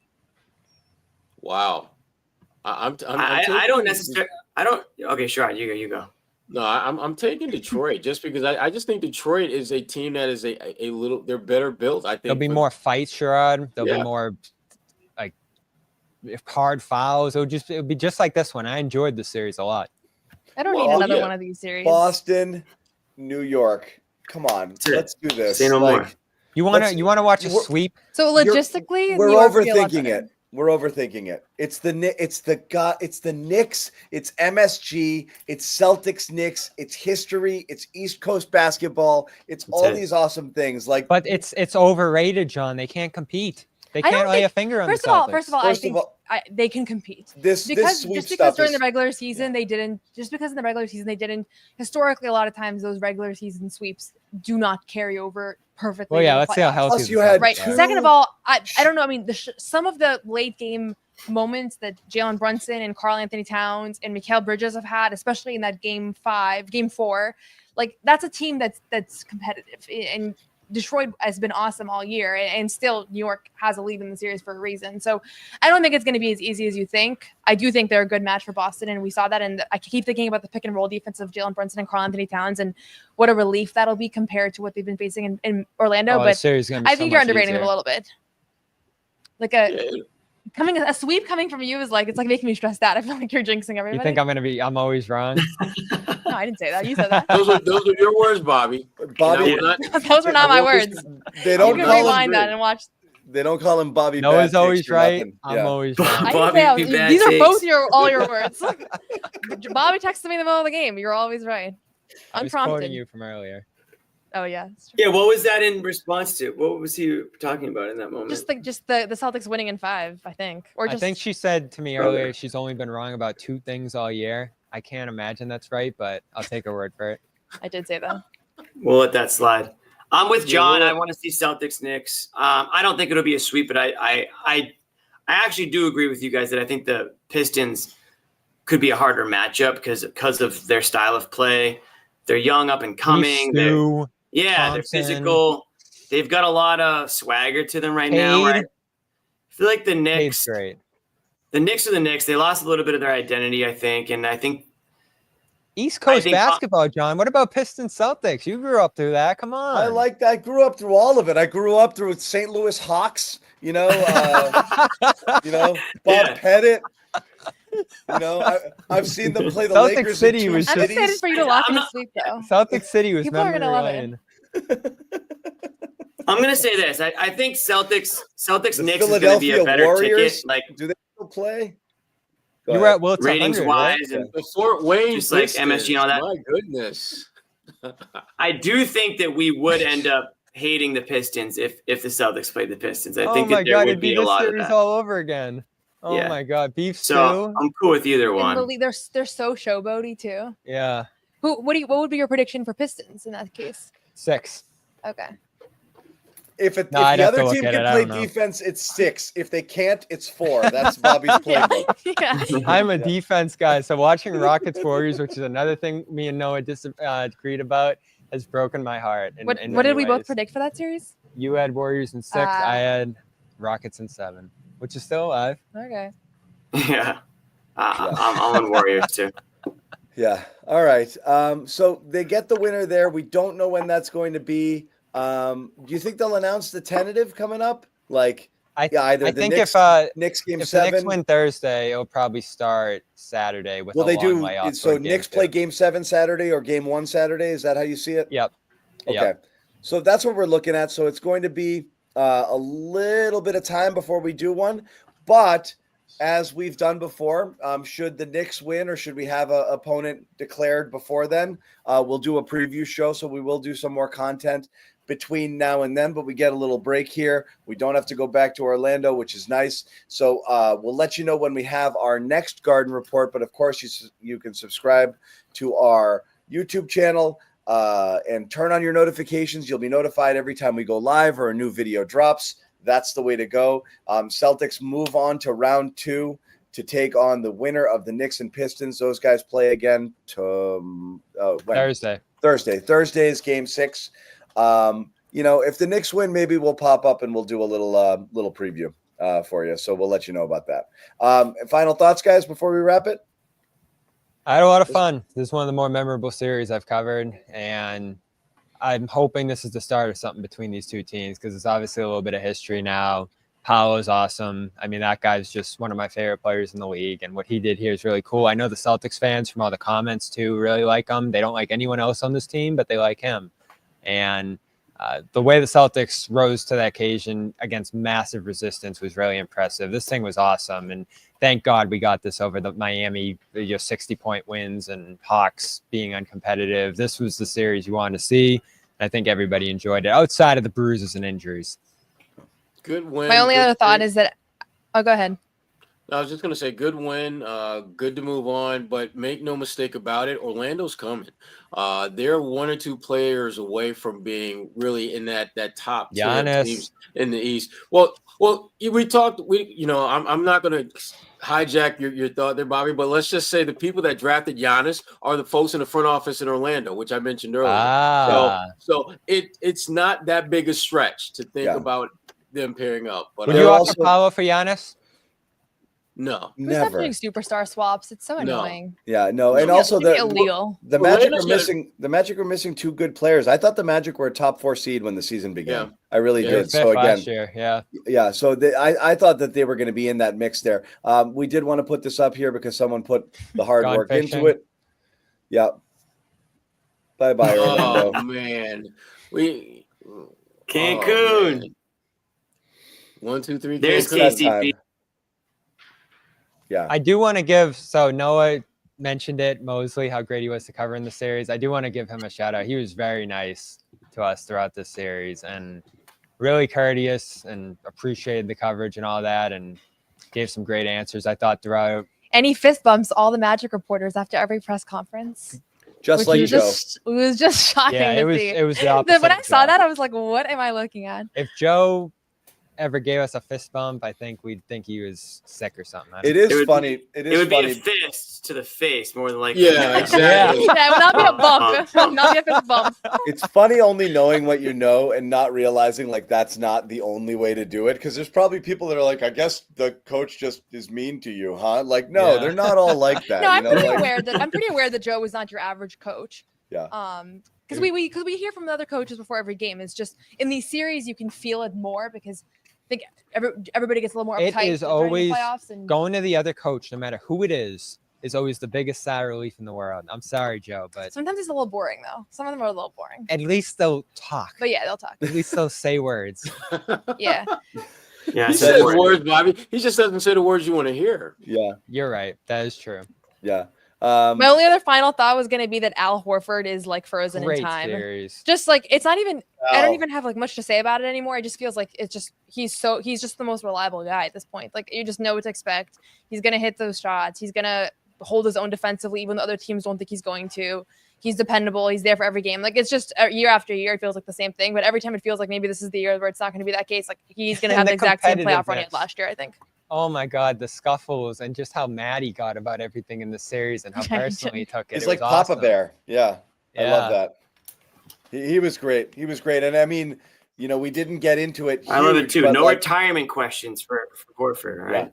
Yeah. That's sitting KP to start the third quarter there and going with Al. That's something we talked about. Like I'm not totally against. Where I would have thought it was ludicrous. Be careful, John. Last year. The fans don't like hearing that one. That's another big outstanding question from the series. Porzingis was really bad, and I don't know where that's going to go. No, it is a question ever going appeared into the next concerned series. about what the fans think? No. That's just me taking a shot at the fans because we're so mad about that take. So mad. They commented on my articles that are not unrelated. Noah versus the fans. It was my first Celtics controversy. Okay. How about me versus the fans? I'm ready to enjoy how happy they're going to be about my sweet prediction. They are going to be really happy. They are, but then they're going to be mad. Like they're going to be mad, like Noah's mad because you're wrong about everything and you just jinxed it. So like that's a problem, Damn it. So that's not great. Yeah. Again, not my words. Listen, if they win in 5, I don't think they'll be too upset. Yeah. All right. Anyway, thank you guys for hanging out. Really good chat. And like to see the numbers go up as we're here in the playoffs. Everybody is getting into it now. This was good. Got the blood up, got some of the rust out, and now you get a little bit of a rest heading into round 2 against, we will see, TBD, Knicks or Pistons. Thank you guys for hanging out again. Make sure you check out all of Noah's work on Celtics blog, Bobby Manning on CLNS Media, Sherrod Blakely on his personal Substack. And buy some shit from Jimmy. 12 more is the promo code for 20%. Jimmy's out there just promo code. peddling stuff. If you see Jimmy wheeling a cart around your neighborhood, throw him a buck. 12 more. Also, I'll say this: there's a rumor that there might be a football-related shirt hitting the merch store very soon, maybe in a day or two. That's all I'm gonna say. I don't know if you guys saw Jimmy was doing customer service all day on Twitter today for fans that were confused about where to find the show. Good man. Yeah, we're warmed up. Louise, good to see you. Good to see the OGs. Let's just back say here. I got an extra viewer for tonight's show. That's all you want. One viewer It was a 10-hour investment to get one extra viewer. We work for it. Every I don't month, no, we are. This is guerrilla. This is a guerrilla effort. Oh, speaking of guerrilla. Oh God. Oh no, get us off. 100 Noah's versus a vegan gorilla. Who wins? Gorillas are always vegan. Trick question. Hey. Jimmy Learn did all not. about gorillas, Jimmy Jimmy. didn't know that. Oh, Jimmy no. did not know that. He did not You know just that. you just told Jimmy something new. He didn't. They didn't cover what gorillas eat in homeschool. He had no idea. That's one thing. Googling that along with what was the thing Joe said? Occam's razor. Should I ask Joe? I got a that lot of homework before tonight. Practice. No one's sneaking a vegan brownie by me. I'll tell you that. Okay, you know what, John? We're gonna do it. You have to feel that way too, Bobby. I have Say to it. feel You that said way. it. Let's fight Al over and make Luke your first center. Bobby, we gave you Luke hour early. We are not going to end this on a damn conversation about Luke